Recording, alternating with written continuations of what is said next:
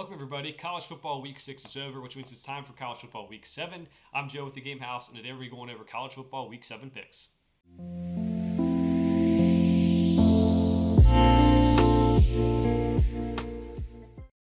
Okay, so we had a fun week last week with all the big games. There's a couple big games in this week as well. As a reminder, these are picks that are money line picks or straight picks if you prefer.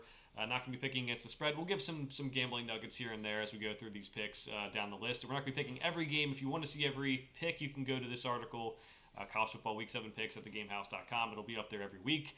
Let's get things started here. The week has actually started. We've had some of these games on early week. We had some games on Tuesday. I'm recording this Wednesday afternoon, so we're going to have some even on Wednesday night. It's just always fun to have football going just about every night of the week. We're going to West Virginia over Houston to start things. I believe that one's on Thursday.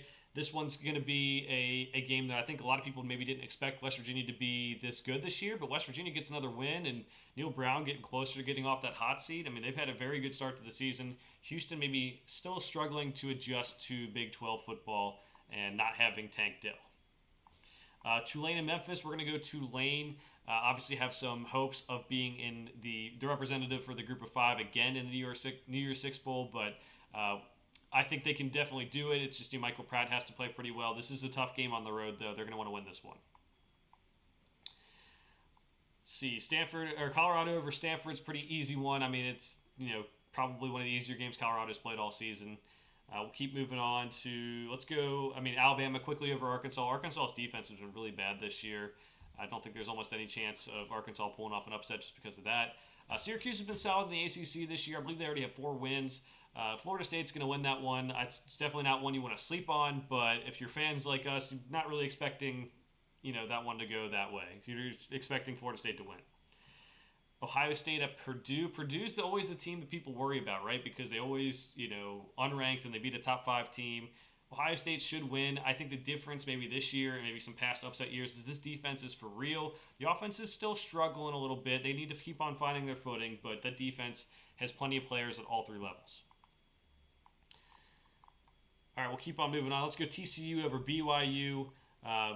Should be a good game. TCU's kind of getting their footing back under them after losing to Colorado early in the season. Let's go Kansas over Oklahoma State. We're going to pick this one because Kansas starting quarterback Jalen Daniels is out, but I really do like backup quarterback Jason Bean. Oklahoma State got their season back on track with a win on Friday night over Kansas State, but I think this is a different game with different energy. I think Kansas is able to win. Plenty of good players on that Kansas team. Mixed edit here. We're going to go Florida over South Carolina. That's a close one that I think, we plenty of issues with both teams. I'll take maybe the talent that we know we're getting out of Florida, and because South Carolina has so much offensive line play, South Carolina has so many offensive line issues, I think we'll go Florida here. Texas A&M over Tennessee. I mean, Tennessee losing to Florida just really puts a damper for me on them, on their season. Can Joe Milton be the guy that stretches the defense with some throws? Do they have the weapons that they really need? I know Brew McCoy's been injured and just, don't have Jalen Hyatt, don't have Cedric Tillman. I think Texas A&M is a very talented team. Playing up to their talent level has been a huge problem with Jimbo Fisher. I'm going to go with the talent here. I think these two teams, there's still just a lot of unknowns with these two teams.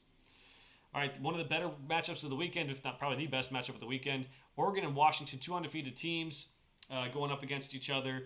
Washington has the home field advantage in this one, and I think they're going to defend it. They've looked like the best team in college football this year if you just go based on the eye test. Yes, they haven't played the best schedule yet. They haven't played a marquee opponent. This is their chance. Pretty good players on the defensive side of the ball, including Braylon Trice, who's a nice edge rusher. I think Michael Penix kind of has his Heisman moment here. I think he kind of has this game where everyone's going to be watching the Notre Dame USC games later in the night. And he could have this game where he really shows out and puts Washington on the map for the college football playoff, puts himself more on the map for the Heisman. I know he's the odds-on favorite to be the Heisman right now, but it's still tough for a quarterback west of the Mississippi River outside of USC to win the award. So hopefully he can get it done for Washington's sake, but it's still a very, very good game. I think it'll be a close one. All right, Wisconsin is hosting Iowa. We're going to go Wisconsin here. Iowa's down to their second-string quarterback, Deacon Hill. He has not looked the greatest so far this year in his limited time after stepping in for Cade McNamara. Wisconsin's still trying to find their groove on offense, but I do know that their defense is good and they can run the ball. That should help them out. Might be a closer game than people think, but Wisconsin should win. Let's go Louisville over Pittsburgh. Just going to mention this game because Pittsburgh's quarterback Phil Jurkovich is moving to tight end. This is kind of a little bit of a sleeper. I think this is one where you should probably take Louisville to win and cover. I feel like everyone's kind of thinking this can be a letdown game or something, but Pittsburgh's been bad this year. Louisville, if they stay focused, they should be able to win and cover in this one. Washington State over Arizona. Arizona played USC well, but USC has a very bad defense. Washington State's defense is a little better, and they have Cam Ward on offense at quarterback. That should help out a lot. All right, we're going to go Air Force over Wyoming. They lead the country in rushing yards. Air Force does. They're hosting them. The altitude always matters. And, I'm here for the agenda of getting Air Force to a New Year's Six Bowl. That'd be a lot of fun. Wyoming's a good team, but they don't have the passing attack, I think, to keep up if Air Force goes up early. We're going Kentucky over Missouri. Both these teams lost as ranked teams last week, but they stayed in the rankings.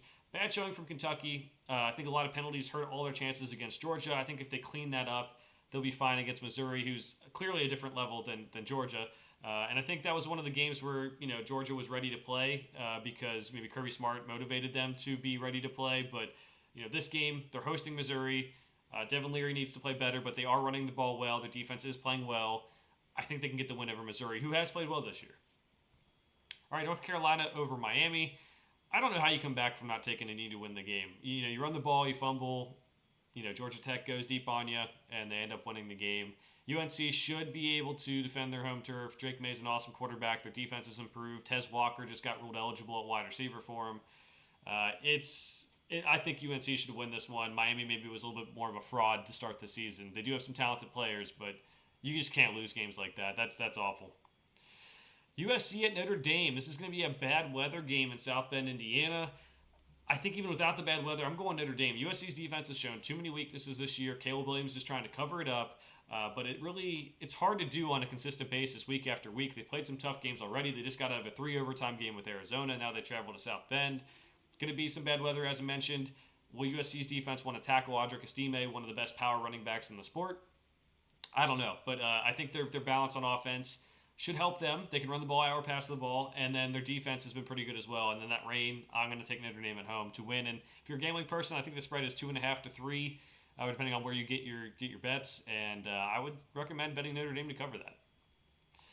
UCLA at Oregon State, a ranked matchup, and this is going to be a fun one. We have UCLA trying to figure out their quarterback situation. Dante Moore, the freshman, has kind of struggled at different times, which, expected as he's a freshman. Oregon State has DJ Uiagalelei playing pretty well and better than he probably was at Clemson last year. And now, can Oregon State defend their home turf? Can their defense step up? I've got Oregon State. I can really see this one going either way, staying away from it in terms of a gambling perspective. But I'll go Oregon State because they're at home, and I do think UCLA's quarterback issues do cause them some issues down the road until Dante Moore can start developing a little bit more, which will be hopefully soon for them.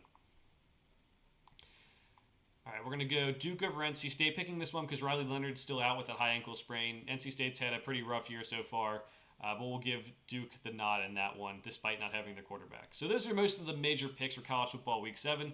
Let me know what your picks are for college football week 7 in the comments below. For now, thanks for watching. We'll see you guys next time.